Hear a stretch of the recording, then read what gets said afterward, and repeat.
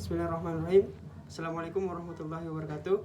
Perkenalkan, nama saya Muhammad Ferry Anggirawan dengan NIM 10400117067, jurusan Ilmu Hukum, Fakultas Syariah dan Hukum.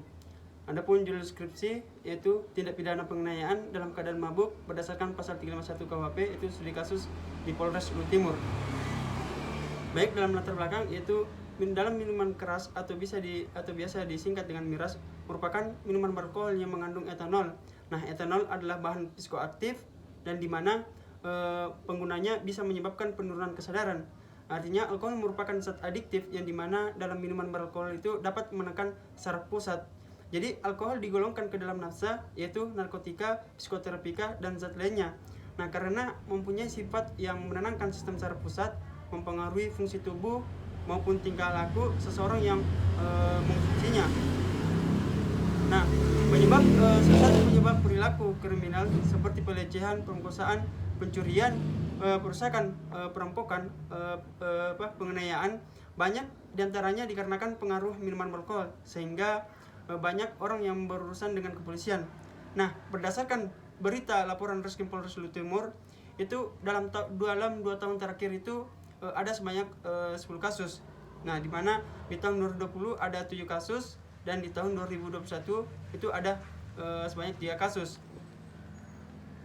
Baik, adapun rumusan masalah dalam skripsi ini yaitu ada 2. Pertama, bagaimana pertanggungjawaban tindak pidana penganiayaan terhadap pelaku tindak pidana bagaimana pertanggungjawaban pidana terhadap pelaku tindak pidana penganiayaan dalam keadaan mabuk berdasarkan pasal 351 KUHP. Nah, yang kedua, bagaimana upaya pencegahan untuk meminimalisir penyalahgunaan minuman beralkohol. Nah, baik, dalam pembahasan materi penelitian. Nah, adapun data jumlah pelanggaran tindak pidana penganiayaan yang diakibatkan pengaruh minuman beralkohol pada tahun 2020 yang dimana peneliti temukan itu ada sebanyak 7 kasus pada tahun 2020, dimana pada bulan Januari sebanyak 3 kasus, dimana diantara usia pelaku itu 1 orang berusia 20 tahun dan 2 orang berusia 17 tahun. Dan di bulan Mei itu terdapat 1 kasus dan usia pelaku itu berusia 17 tahun. Dan di bulan Agustus terdapat 2 kasus, usia pelaku itu berusia 17 tahun. Dan di bulan Oktober terdapat 1 kasus dan usia 18 tahun. Nah, bila dilihat data kasus tersebut, bila diperhatikan tidak begitu banyak, namun kembali pada jumlah data kasus tersebut itu dominan pelaku pelanggaran itu tindak pidana penganiayaan itu dilakukan oleh para remaja atau masih bisa dibilang masih di bawah umur. Nah, artinya dalam penggunaan minuman beralkohol dominan dikonsumsi oleh para remaja dan secara dampak buruk yang ditemukan sangat buruk. Nah, selanjutnya di tahun 2021 itu terdapat 3 kasus. Nah, di mana di bulan Januari itu terdapat 1 kasus dan usia pelaku itu berusia 18 tahun. Di bulan Juni 1 kasus yaitu berusia 21 tahun, dan di bulan September itu terdapat 1 kasus dan usia pelaku 17 tahun. Nah, teruntuk penyelesaian dalam kasus tersebut yang dimana peneliti temukan di lapangan itu diselesaikan secara ADR ataupun secara mediasi yang diselesaikan kepolisian Polres Luhut Timur. Nah, adapun sanksi pertanggungjawaban yang diberikan yaitu hanya berupa sanksi sosial dan sanksi kurungan, melihat beberapa pelaku pelanggaran masih di bawah umur dan pelanggaran yang dilakukan merupakan penganiayaan ringan dan bisa diselesaikan secara ADR dari pihak kepolisian Polres Luhut Timur terhadap korban dan pelaku.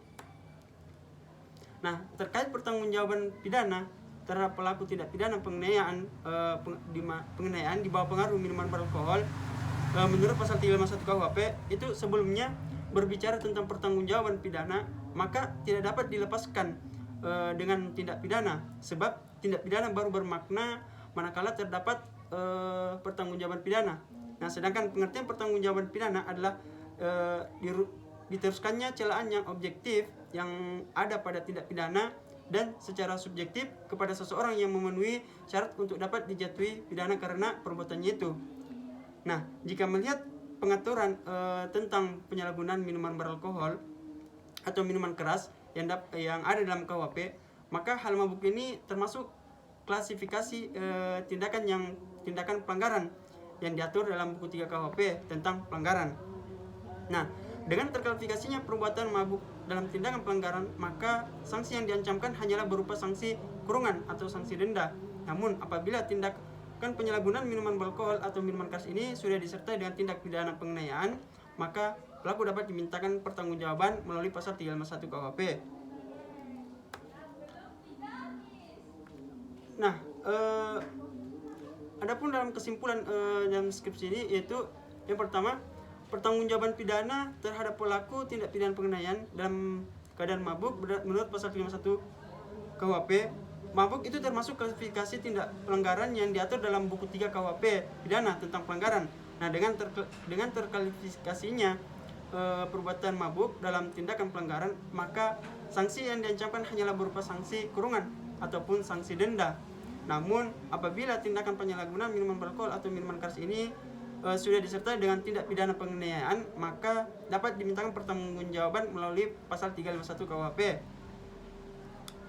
Nah, adapun saran penulis yaitu ada dua. Yang pertama, pengaturan minuman tentang beralkohol seharusnya tidak lagi diklasifikasikan sebagai jenis pelanggaran, karena dengan melihat akibat tindak pidana, akibat konsumsinya alkohol selalu mengakibatkan terjadinya tindak pidana.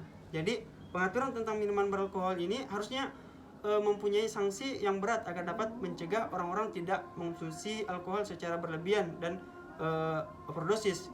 Nah, saran yang kedua itu karena akibat dampak yang ditimbulkan ini, mengonsumsi minuman beralkohol ini yang secara berlebihan adalah terganggunya fungsi berpikir dan dapat berperilaku